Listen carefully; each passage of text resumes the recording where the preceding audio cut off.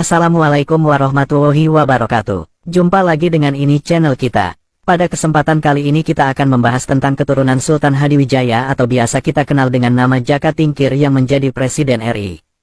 Dan setelah ditelusuri kembali, beliau Presiden RI ini ternyata silsilahnya sampai ke Raja-Raja Majapahit dan seterusnya. Dari nasabnya pula, ternyata mantan Presiden RI ini juga sampai ke Sayyidina Muhammad SAW. Siapa beliau ini? Ayo kita simak kisahnya. Sebelum beranjak pada pembahasan silsilah, mari kita simak kisah Andayaningrat yang memerintahkan putra-putranya untuk melawan Syekh Siti Jenar, hingga Sultan Hadiwijaya atau Jaka Tingkir menjadi Raja Kerajaan Pajang. Tapi sebelum itu mari kita klik like, subscribe, dan bunyikan tombol loncengnya agar bisa mengikuti video berikutnya.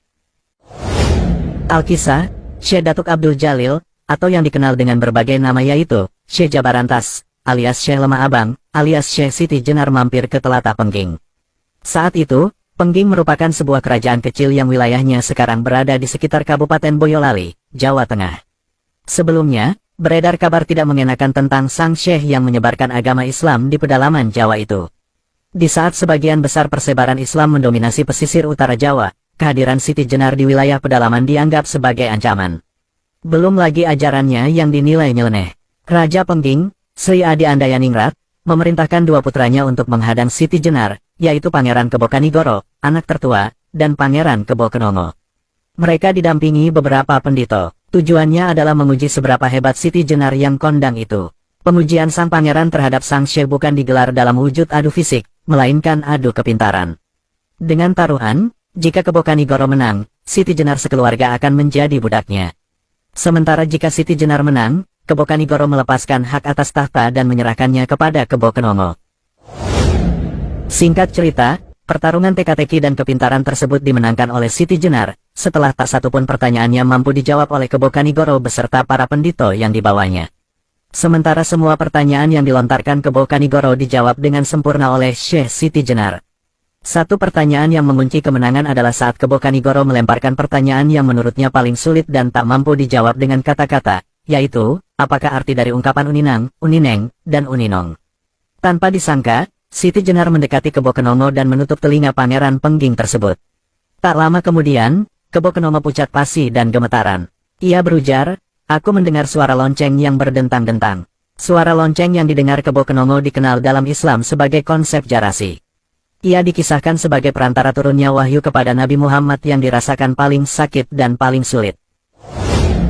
Awal mula kedekatan keluarga Pengging dengan ajaran Siti Jenar. Hal ini menimbulkan reputasi orang-orang Pengging sebagai pengikut Islam bercorak abangan. Reputasi yang kelak secara sosiologis menjadi faktor perselisihan dengan penguasa Demak yang dikenal kurang akur terhadap kaum abangan. Kebokenongo akhirnya naik tahta menjadi Raja Pengging.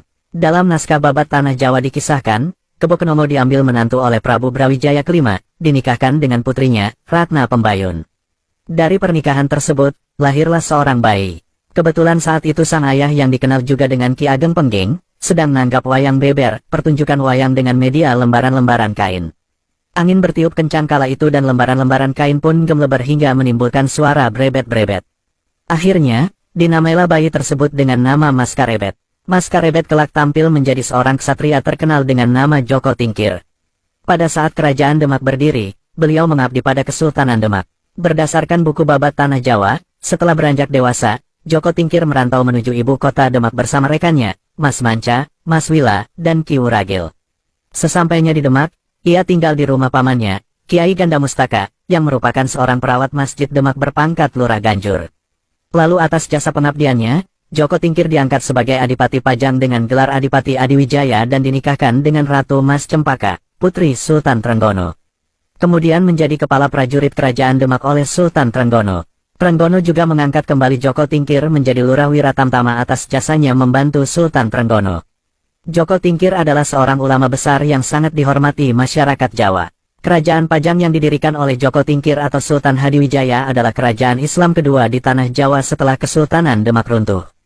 Bagaimana latar belakang berdirinya kerajaan Pajang, akan kita bahas sedikit cuplikannya. Arya Penangsang adalah anak Pangeran Sekar Sedalepen, kakak dari Sultan Trenggono. Pangeran Sekar Sedalepen telah dibunuh oleh Pangeran Prawoto di pinggiran kali. Tewasnya ayahanda membuat Arya Penangsang merasa sakit hati dan menyimpan dendam terhadap kerajaan Demak.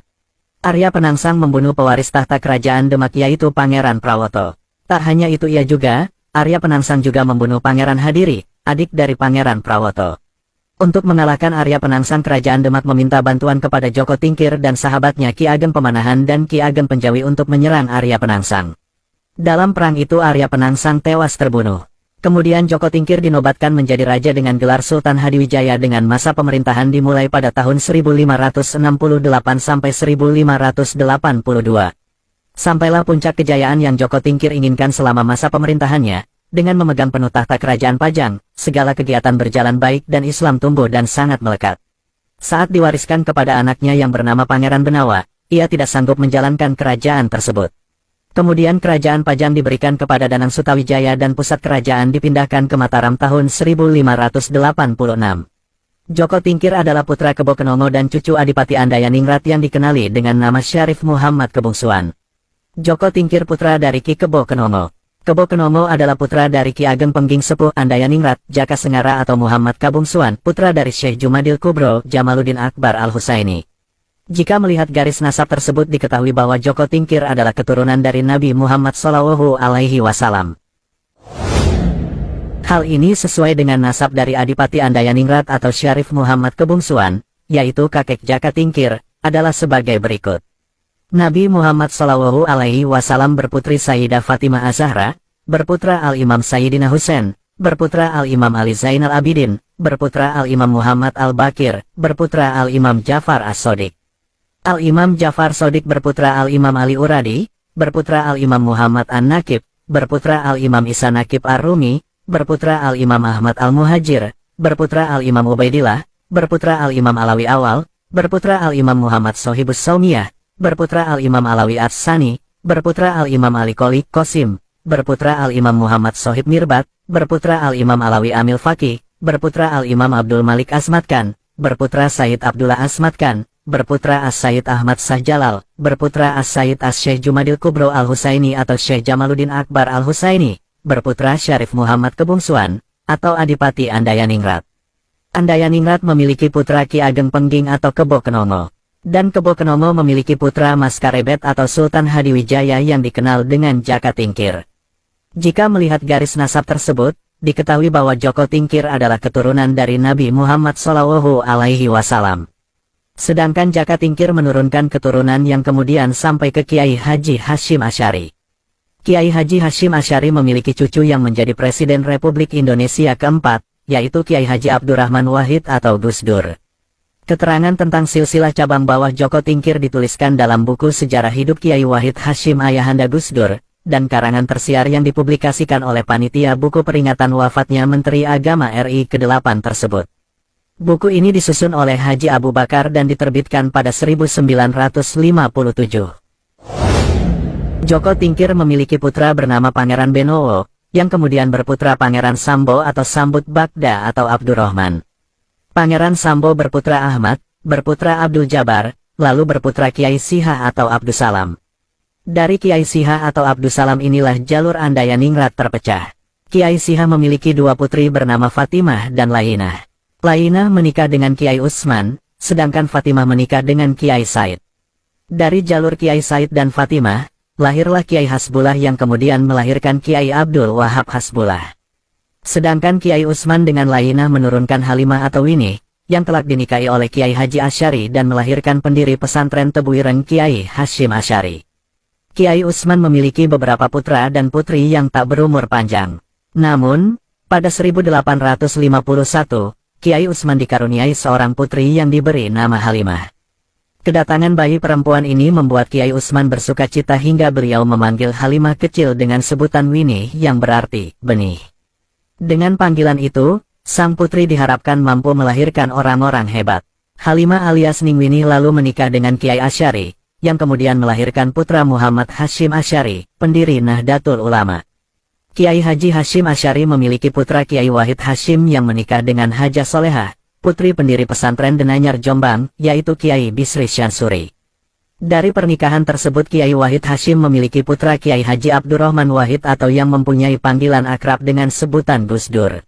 Gus Dur inilah yang menjadi Presiden Republik Indonesia